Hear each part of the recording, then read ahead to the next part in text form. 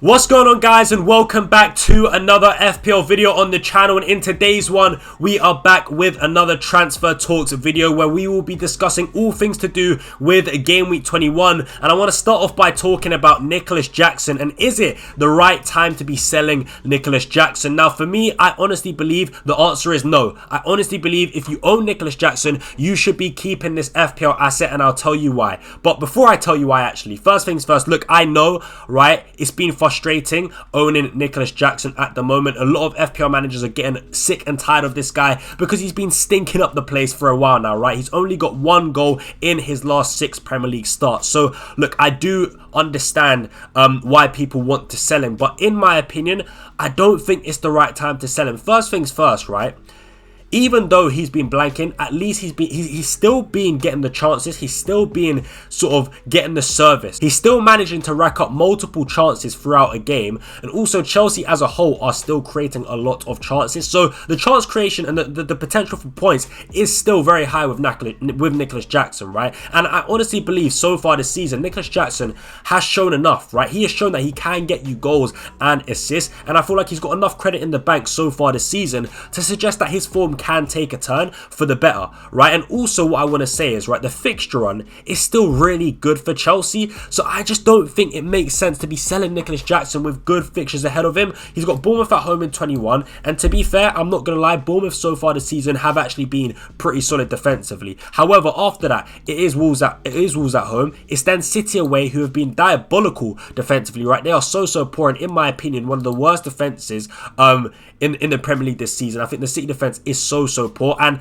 in fact, I think this game would suit Chelsea to a T, right? Because on transition, Chelsea are really good. They've got players like Neto, like Madueke, who can hurt teams on transition, and therefore Jackson will benefit from that, right? So I think that's a great fixture for Jackson. The West Ham game is good. Brighton defense is poor as well. Like, honestly, all the way up until game week 28, Chelsea have a really good fixture on. So in my opinion, with Chelsea still being a good attacking team, still creating chances, even though they are sort of dropping points and they are sort of out of form, they're still creating a lot of chances. I believe the goals will come. I honestly believe the goals will come. And then you might say to me, well, how do I know he's going to start, right? His minutes are a concern. But honestly, I don't think Jackson's minutes are a concern. We're going back to sort of the period of playing European matches, right? So now Chelsea are going to be playing their Europa Conference League matches. We know that Maresca likes to play 2 different teams. One team in the Conference League, one team in the Premier League. So on that basis, right, I think we can now sort of look at Jackson as someone who's guaranteed for starts and guaranteed good minutes, because, as I said, Maresca will like to play Nkunku in the Conference League and Jackson in the Premier League. So I honestly believe Jackson, we can rely on him for starts, we can rely on him for minutes. He's playing in an attacking Chelsea team and he's getting the service. And like I said, I honestly believe he's got enough credit in the bank this season to suggest that sort of his form can take a turn and he can start delivering the points, right? And he can start getting those goals. So honestly, I would just remain patient on Nicholas Jackson. I think sometimes the hardest thing to do in FPL, and I suffer from this a lot as well, is to just be patient and give our FPL assets a bit of time to sort of regain their form.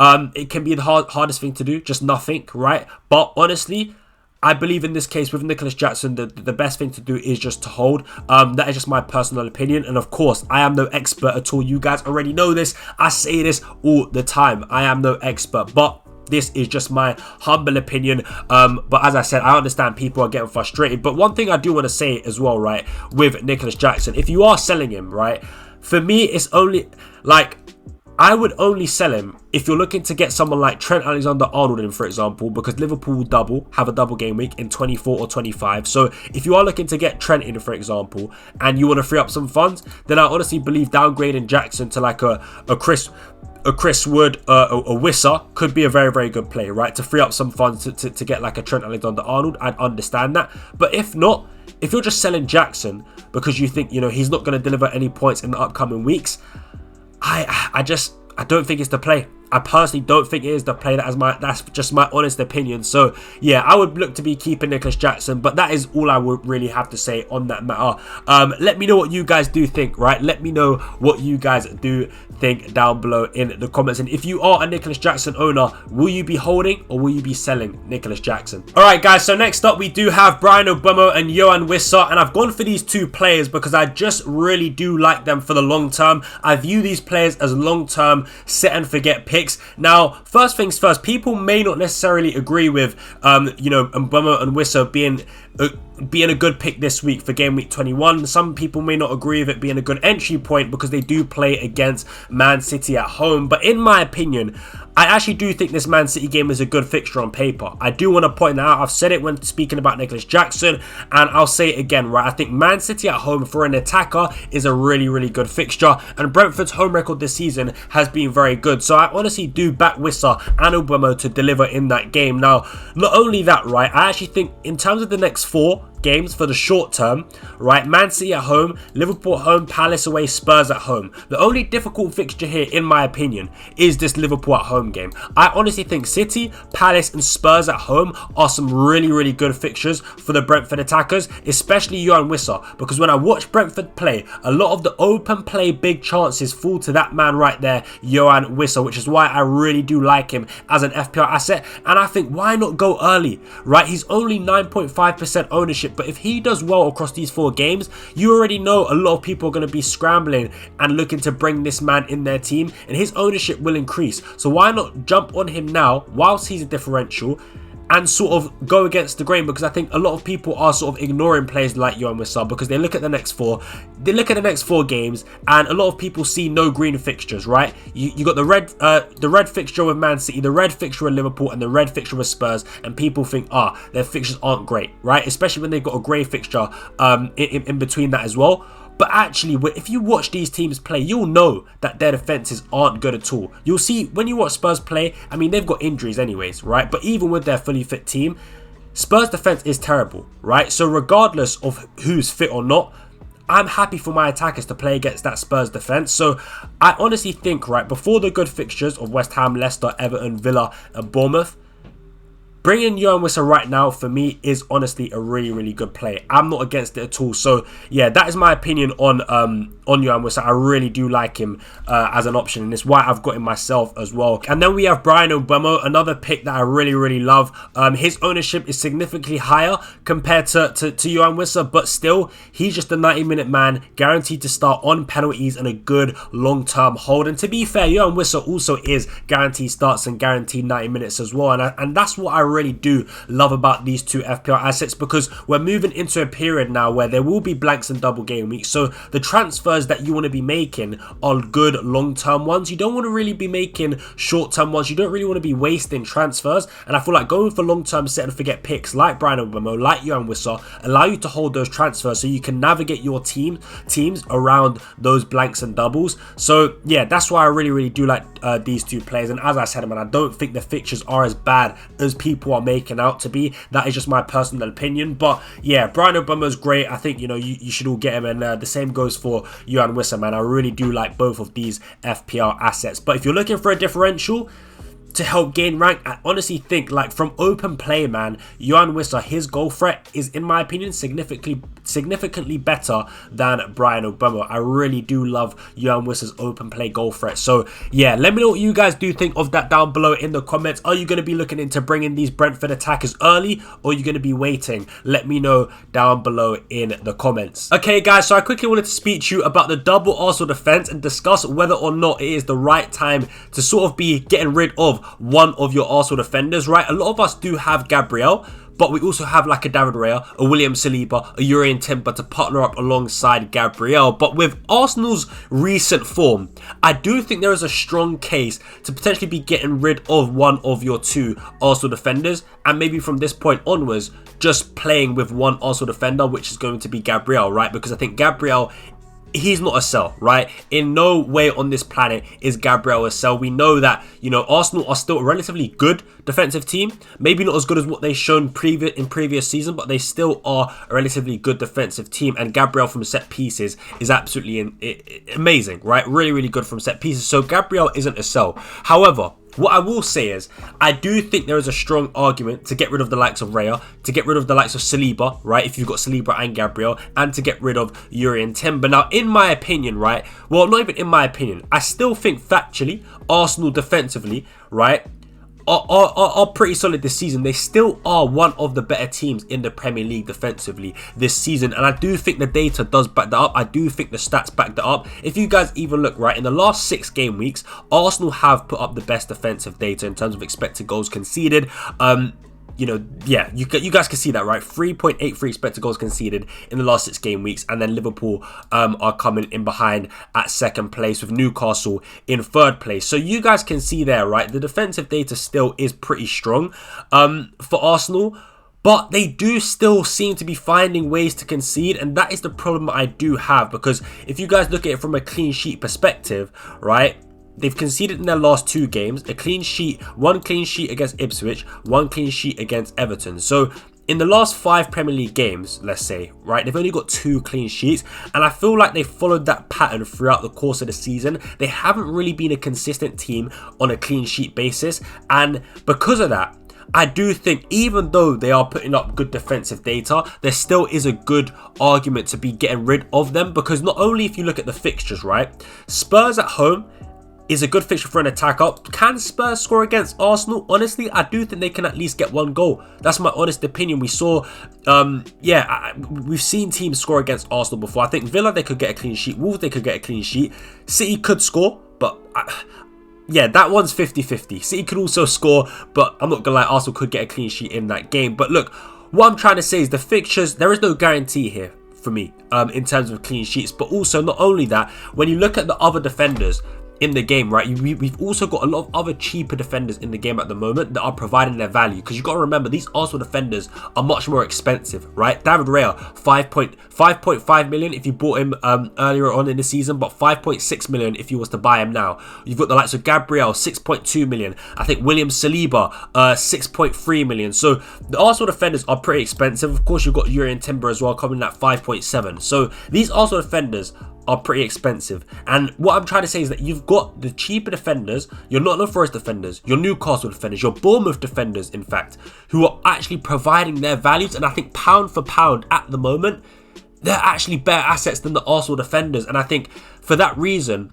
maybe doubling up on Arsenal is a bit too much. Maybe we should be taking the money out of our defence a little bit, downgrading your David Rayas, downgrading your Salibas, and going for like your Milenkovic's, for example, who's 4.8 million and providing excellent value. Lewis Hall, 4.9 million, who's been going up in price but still providing excellent value. I think Newcastle look really, really good at the moment. Their defence has tightened up. You know, they've got a lot of clean sheets recently. They're getting a lot of wins. I think they're one of the most informed teams in the Premier League at the moment.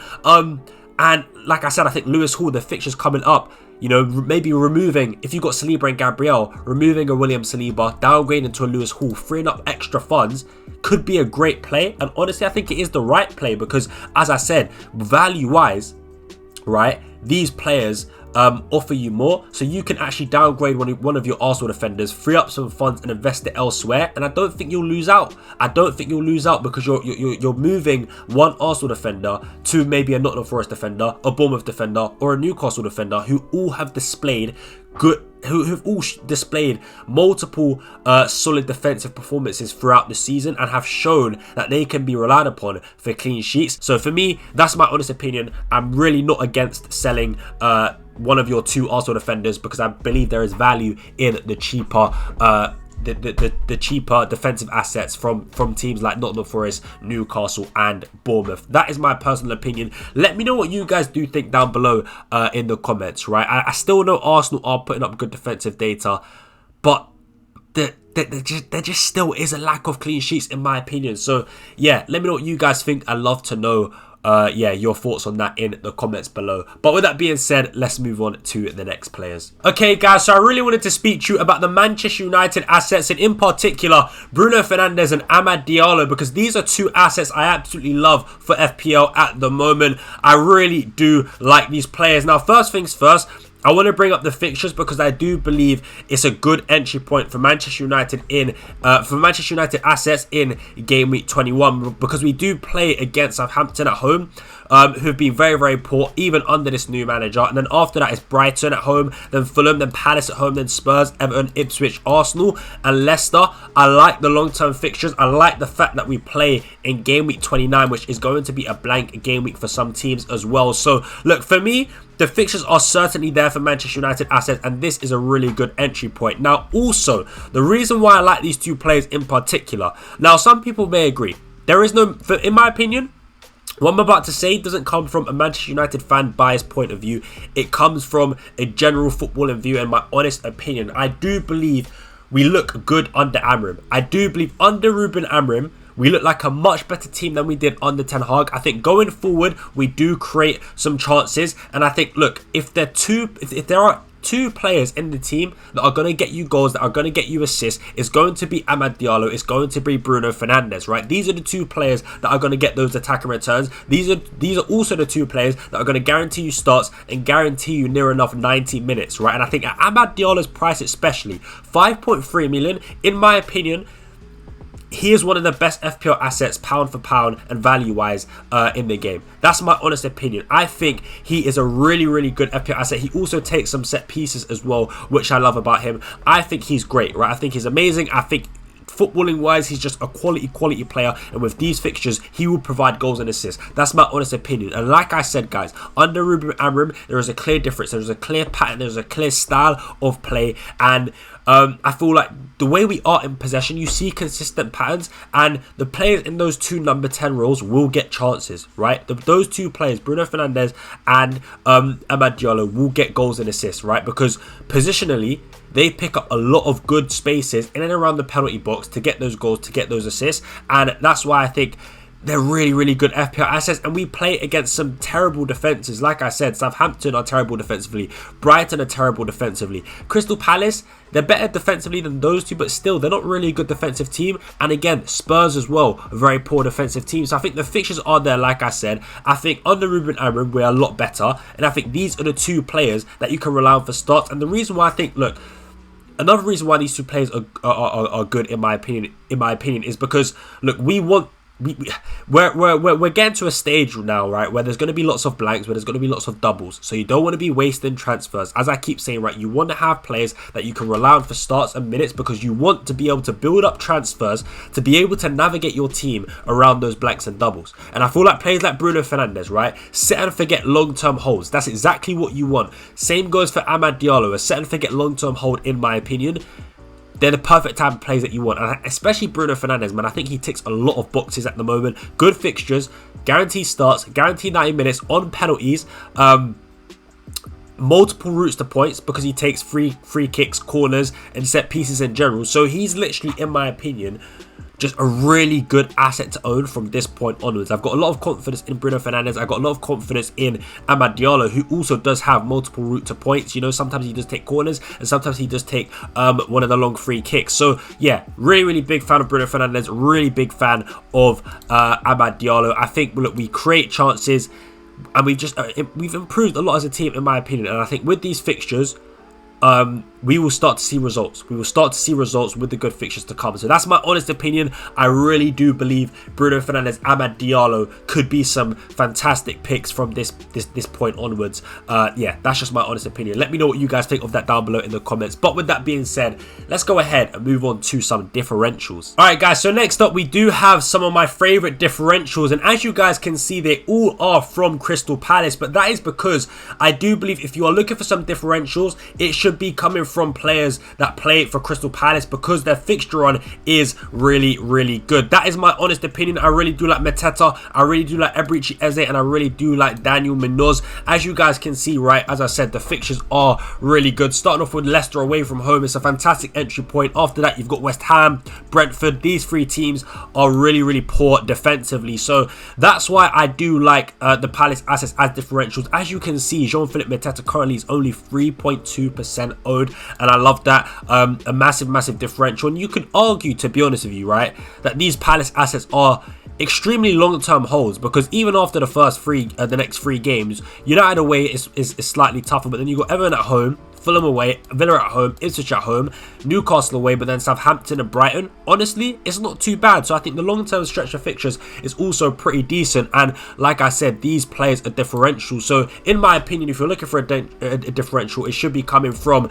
a player that plays for Crystal Palace like Mateta, Eze or Daniel Munoz. I really do like Eberechi Eze as well. 8.2% ownership, slightly higher than Mateta. Honestly, I don't know who's on penalties, but it is between one of Mateta and Eze. If both players are on the pitch, I generally don't know who would take it. I think last time we saw Mateta take it from Eberechi Eze. So yeah, look, overall, I like Mateta, I like Eze. Again, they both tick. They both follow that theme of guaranteed starts, guaranteed near enough 90 minutes, and you can just rely on them over a long period of time for starts and minutes, right? So that's why I do like these two players. But look, I think who you go for, obviously Mateta is more expensive, right? Eberechi Eze is 6.6 million, Mateta is 7.2 million. Now, is Mateta worth an extra 0.6 over Eze? I would probably say no.